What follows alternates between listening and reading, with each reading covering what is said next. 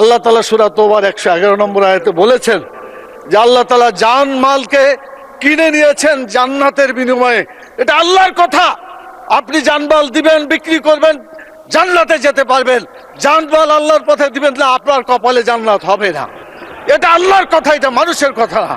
আমি চ্যালেঞ্জ দিলাম, জামাত ইসলামের কোন নেতা বলেছে আমার কাছে যে জান্নাতের টিকিট আছে বিক্রি করছি?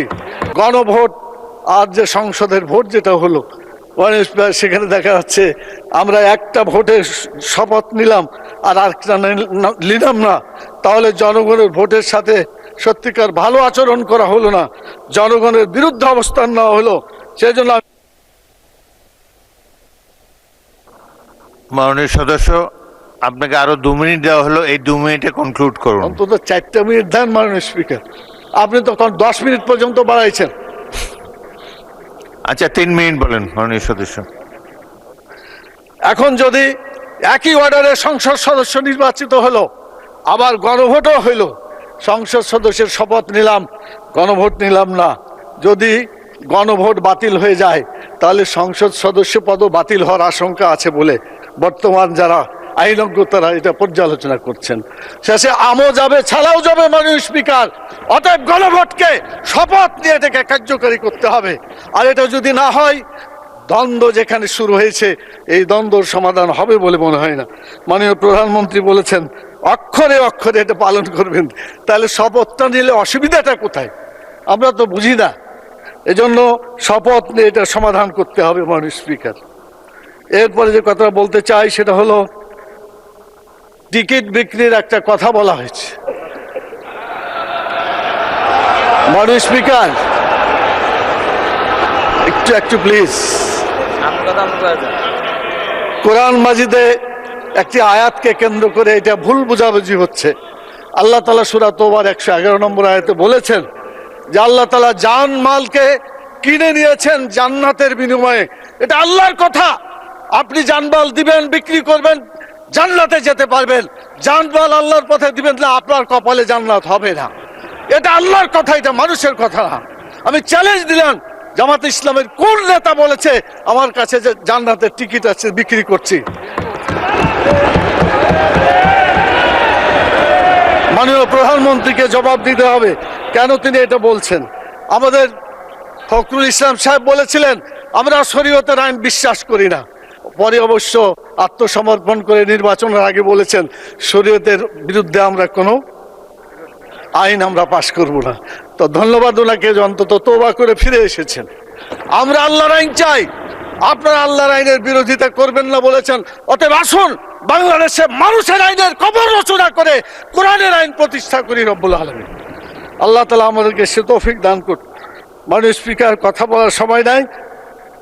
আমার নির্বাচনী আসনের কথা, সকলের জন্য যে কথা, আমার নির্বাচনী এলাকা গোদাগাড়ি থানার একই কথা।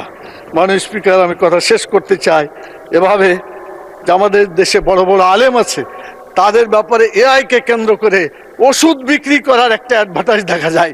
তো এআই যে এইভাবে বড় বড় ওলামায়ে কেরাম, আহমদুল্লাহ সাহেব, আজহারি সাহেব, জাকের নায়েক ইত্যাদি, তাদের বিরুদ্ধে যেটা মানে এই সেক্স অ্যাডভার্টাইজ করার ব্যাপারে ওষুধপত্র বিক্রি করছে, এটার বিচার হওয়া উচিত। এগুলো দেশ থেকে বিতাড়িত করা উচিত যে কেন তার একজন আলেমের এভাবে মানে তারা অপপ্রচার করছে। মাননীয় স্পিকার, সবশেষে বলতে চাই এই জাতীয় সংসদে আল্লাহ তাআলা আমাদেরকে আসসালামু আলাইকুম। আমার চ্যানেলে আপনাদের সকলকে দিল্লি থেকে শেখ হাসিনার বিরাট হুঙ্কার। আজকে আপনারা থাম্বনেল দেখেই বুঝে গিয়েছেন কি বিষয় নিয়ে আলোচনা করব। আশা করছি গুরুত্বপূর্ণ কিছু আলোচনা থাকবে এই ভিডিওর মধ্যে। আপনারা শেষ পর্যন্ত ভিডিওটি দেখবেন, তাহলে সকল বিষয় ক্লিয়ার হয়ে যাবেন, কোনো কনফিউশন থাকবে না। প্রথমত একটা কথা বলতে চাই, বিগত 2-3 দিন ধরে বিভিন্ন সোশ্যাল মিডিয়ায় আমরা দেখতে পাচ্ছি এবং ইউটিউবের মধ্যে দেখতে পাচ্ছি শেখ হাসিনাকে নিয়ে একটা প্রপাগান্ডা ছড়ানো হচ্ছে, গুজব ছড়ানো হচ্ছে যে শেখ হাসিনা অনেক বেশি অসুস্থ হয়ে দিল্লিতে হসপিটালে আছে। এই বিষয়টি কতটুকু সত্য? আমরা ওই ফটো কার্ডগুলো বিভিন্ন ডিপ চেকের মাধ্যমে চেক করে দেখেছি, সকলগুলো ফটো এআই দ্বারা তৈরি। সো শেখ হাসিনা ওই রকম এখনো অসুস্থ না যে দিল্লি মেডিকেলে ভর্তি আছে। এটা হচ্ছে প্রথম কথা। দ্বিতীয় বিষয় হচ্ছে এই সকল গুজব ও প্রপাগান্ডার মধ্যেই শেখ হাসিনা দিল্লিতে থেকেই বিরাট একটি হুঙ্কার দিলেন টেলিগ্রাম বার্তার মাধ্যমে। তিনি ক্লিয়ারলি বলেছেন আওয়ামী লীগের নেতা কর্মীদেরকে যত বেশি কোণঠাসা করা হবে, যত বেশি মামলা হামলা দেওয়া হবে, তত বেশি আওয়ামী লীগ শক্তিশালী হয়ে বাংলাদেশের বুকে রাজনীতিতে ফিরে আসবে। আওয়ামী লীগ শক্তিশালী হয়ে আগের থেকে 50 গুণ শক্তি নিয়ে বাংলাদেশে রাজনীতিতে ফিরে আসবে। এটাই হচ্ছে বাস্তবতা। এই শুক্রবারে সারা বাংলাদেশের মধ্যে কতগুলো বিক্ষোভ মিছিল হয়েছে আমরা সকলেই অবগত আছি। সবচেয়ে বড় বড় বিক্ষোভ মিছিলগুলো হয়েছে চট্টগ্রামে। সেখান থেকেও প্রায় 18 থেকে 20 জন ছাত্রলীগের কর্মীদেরকে গ্রেপ্তার করেছে বিভিন্ন থানার মধ্যে। আমরা সকলে অবগত আছি এবং সারা বাংলাদেশে এভাবে গ্রেপ্তার চলমান আছে। তবুও কিন্তু আওয়ামী লীগের এই যে গণজোয়ার এবং আওয়ামী লীগের এই যে বিক্ষোভ মিছিল, তবুও সরকার ঠেকাতে পারছে না। আওয়ামী লীগের কার্যক্রম নিষিদ্ধ করেছে, সংসদে বিল পাস করিয়ে আওয়ামী লীগকে দমন নিপীড়ন করছে, কোণঠাসা করছে, জেল জুলুম দিচ্ছে। তারপরও আওয়ামী লীগের তৃণমূলের কর্মীরা বুকে সাহস নিয়ে শেখ হাসিনার নেতৃত্বে রাজপথে নামছে এবং শেখ হাসিনার নির্দেশেই রাজপথ দখল করার চেষ্টা করছে এবং বিক্ষোভ মিছিল করছে এবং রাজপথ চাঙ্গা করছে। হয়তোবা এরকম কয়েকটা বিক্ষোভ মিছিল দিয়ে রাজপথ দখল হবে না, তারপরও সাহস করে যে এই খারাপ সময়ে আওয়ামী লীগের তৃণমূলের কর্মীরা রাজপথে নামছে, রাজপথ তোলপাড় সৃষ্টি করছে, এটাই কম কিসের। এভাবে করতে করতে একদিন সত্যি সত্যি রাজপথ দখল হয়ে যাবে এবং শেখ হাসিনা বাংলাদেশে ফিরে আসবে। আপনারা একটা জিনিস লক্ষ্য করেছেন কিনা জানি না, গত শুক্রবারে যে সকল বিক্ষোভ মিছিলগুলো হয়েছে সেখানের মধ্যে সবচেয়ে বেশি সংখ্যক কর্মী ছিল আওয়ামী লীগের তরুণ। সবার বয়স বেশিরভাগই 25-এর নিচে। সো চিন্তা করুন তরুণরা এখন বাংলাদেশ আওয়ামী লীগ কতটুকু ভালোবাসে। তারা তাদের জীবনের মায়া করছে না, তারা জেলের ভয় করছে না, তারা শেখ হাসিনার নির্দেশে রাজপথে নামছে, বিক্ষোভ মিছিল করছে। তারা জানে তারা যে কোনো মুহূর্তে মবের শিকার হতে পারে, তারা যে কোনো মুহূর্তে গ্রেপ্তারের শিকার হতে পারে। সকল কিছু মাথায় রেখেই তারা বিক্ষোভ মিছিল করছে। সো যারা ভয়কে জয় করে ফেলেছে তাদেরকে আর কেউ দমাতে পারবে না। জেলের ভয় দেখাও আর মবের ভয় দেখাও। সামনে এমন একটা পরিস্থিতি আসতেছে, মব করলে মব ফেস করতে হবে। অনেকে মব করতে এসে উল্টা মবের শিকার হয়ে যাবে। তরুণ সমাজ আর ছাড় দিবে না এই সকল জঙ্গিদেরকে। সো শেখ হাসিনা ঠিকই বলেছে যে আওয়ামী লীগকে যতই কোণঠাসা করা হবে, আওয়ামী লীগ 50 গুণ শক্তি নিয়ে বাংলাদেশের বুকে রাজনীতিতে ফিরে আসবে। তখন এই সকল টোকাইরা কোথায় পালাবে? যে তরুণরা এখন জীবনের রিস্ক নিয়ে রাজপথ কাঁপাচ্ছে, বিক্ষোভ সমাবেশ করছে, সে তরুণরাই বুক ফুলিয়ে বাংলাদেশে থাকবে, সে তরুণরাই বুক ফুলিয়ে বাংলাদেশে রাজনীতি করবে। কিন্তু এই সকল টোকাইরা, সকল জঙ্গিরা না পারবে ভারত পালাতে, না পারবে পাকিস্তান পালাতে। তারা বঙ্গোপসাগরে লাফ মারে ডুব দিয়ে নিজে নিজে আত্মহত্যা করা ছাড়া কোনো উপায় থাকবে না। আর তা না হলে নিজেদের কবর নিজেরা করে নিজেরা ঢুকে যেতে হবে। এইরকম পরিস্থিতি বাংলাদেশের তৈরি হবে। একটা জিনিস মাথায় রাখবেন, প্রত্যেক জিনিসের বিপরীত প্রতিক্রিয়া থাকে। আপনি যতটুকু অন্য রাজনৈতিক দলের সাথে প্রতিহিংসা করবেন, ততটুকুই আপনার উপর আসবে। আপনি ফেস করার মতো ও সক্ষমতা আপনার থাকতে হবে। আওয়ামী লীগ যেটা 16 বছর জামাত এবং বিএনপির উপর প্রতিহিংসামূলক রাজনীতি করেছিল, সেটা কিন্তু আওয়ামী লীগ এই 2 বছরের কাছাকাছি সময় মোটামুটি ফেস করে ফেলছে। হয়তো বা আরো কিছু সময় ফেস করবে, কিন্তু অবজার্ভ করতেছে আওয়ামী লীগ। সেম এই বিএনপি জামাত এখন আওয়ামী লীগের নেতা কর্মীদের উপর যেভাবে দমন নিপীড়ন জুলুম করছে, প্রতিহিংসামূলক রাজনীতি করছে, এটাও কিন্তু ফেস করার জন্য বিএনপি এবং জামাতকে রেডি হতে হবে। তার 10 গুণাকার হবে তাদের সাথে। এটাই হচ্ছে রাজনীতির চিরন্তন বাস্তবতা। কেউ মানুক আর না মানুক, সবচেয়ে নোংরা রাজনীতি হচ্ছে বাংলাদেশে। বাংলাদেশের মধ্যে সরকার পতন হওয়ার সাথে সাথে প্রতিহিংসামূলক রাজনীতি চলে। অন্য সরকার যতটুকু করে তার থেকেও দ্বিগুণ করে এরপরে সরকার যে আসে। সো তোমরা যখন দ্বিগুণ করে ফেলেছো, আওয়ামী লীগ থেকেও বেশি করে ফেলেছো, আওয়ামী লীগ 4 গুণ করবে আওয়ামী লীগ যদি ক্ষমতায় আসে। এটা তো 100%। আওয়ামী লীগ আজকেও কালকেও ক্ষমতায় আসবে। টুডে টুমোরো আওয়ামী লীগ ক্ষমতায় আসবে। হয়তোবা এই কোণঠাসা অবস্থা, এই নিষিদ্ধ অবস্থা আরো কিছু মাস যাবে, কিছু বছর যাবে, কিন্তু আজীবন তারা এরকম থাকবে না। কারণ পৃথিবীতে কোন রাজনৈতিক দলে আজীবন ক্ষমতায় থাকে নাই। কত বাঘা রতি মহারতি এসেছে, আজীবন কি ক্ষমতায় থাকতে পেরেছে? থাকতে পারে না। সো এটা তো বাংলাদেশ, এখানে 10 বছর ক্ষমতায় থাকাটাই হচ্ছে টাফ।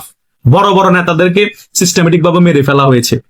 হয়তোবা শেখ হাসিনা ভাগ্যক্রমে 5 আগস্ট বেঁচে গিয়েছে, কিন্তু তারেক জিয়া এখন চারিদিক থেকে যেভাবে প্রেসার ফেস করতেছে, তারেক জিয়া কি বেঁচে থাকবে নাকি মারা যাবে সেটাও আমরা বুঝতে পারতেছি না। কারণ বাংলাদেশের পরিস্থিতি এখন ভয়াবহ আকারের ধারণ করেছে, ভয়াবহ আকার ধারণ করতো না। কারণ বাংলাদেশের মধ্যে 50% জনগণকে আপনি কোণঠাসা করে রাখবেন, 50% জনগণের মত প্রকাশের অধিকার থাকবে না, 50% জনগণ কোনো রাজনীতি করতে পারবে না, 50% জনগণ কথা বললে আওয়ামী লীগের দোসর বলে জেলে ভরে দেওয়া হবে। সো আপনি কিভাবে শান্তিতে দেশ চালাবেন? 50% জনগণের সমর্থন ছাড়া, সাহায্য সহযোগিতা ছাড়া একটা দেশ পরিচালনা করা যায়? করা যায় না। সো এই 50% জনগণ যখন ফুসে উঠবে, 50% জনগণ যখন স্ফুলিঙ্গের মতো ফুসে উঠে রাজপথে নামবে, তাদেরকে তো দমাতে পারবেন না। সাথে আরো সাধারণ জনগণ যারা আছে, আরো 20%, এই 70% জনগণকে কি দমানো সম্ভব হবে? বিএনপি, জামাত, এনসিপি মিলে কখনোই সম্ভব হবে না। তারা যে এক প্যাট এক সেট, আমরা ভালো করেই জানি। যখন আওয়ামী লীগ এবং সাধারণ জনগণ মিলে রাজপথে নামবে, তখন তারা সকলে একত্রিত হয়ে দমানোর চেষ্টা করবে, গুলি করবে। যে সকল স্নাইপার তারা বিদেশ থেকে এনেছে এবং যে সকল লুট করা অস্ত্র, সকল কিছু তাদের কাছে আছে, তখন তারা অনেক হত্যাযজ্ঞ চালাবে। কিন্তু তারপরও বাংলাদেশ আওয়ামী লীগের নেতা কর্মীদেরকে দমিয়ে রাখতে পারবে না। যতই হত্যাকাণ্ড চালানোর চেষ্টা করবে, যতই দমানোর চেষ্টা করবে, ততই আওয়ামী লীগ শক্তি সঞ্চয় করে রাজপথ কাঁপাবে। কারণ তোমরা যদি সশস্ত্র হামলা করো আওয়ামী লীগও বসে থাকবে না। আওয়ামী লীগও সশস্ত্র প্রস্তুতি নিয়েই রাজপথে নামবে। এটাই হচ্ছে বাস্তবতা। কারণ তোমরা যে সকল অবৈধ অস্ত্র লুট করে, অবৈধ অস্ত্র সহ সকল কিছু তোমরা এখন মজুত রেখেছো, জাস্ট আওয়ামী লীগ কখনো যদি বাংলাদেশের বুকে রাজনীতি ফিরে আসার চেষ্টা করে, তখন তোমরা গুলি করে দমাবা, অনেক কিছু করবা। যতই চেষ্টা করো, হয়তোবা অনেক মানুষকে মেরে ফেলতে পারবা আওয়ামী লীগের, কিন্তু আওয়ামী লীগের বাংলাদেশের রাজনীতিতে ফিরে আসা ঠেকাতে পারবে না।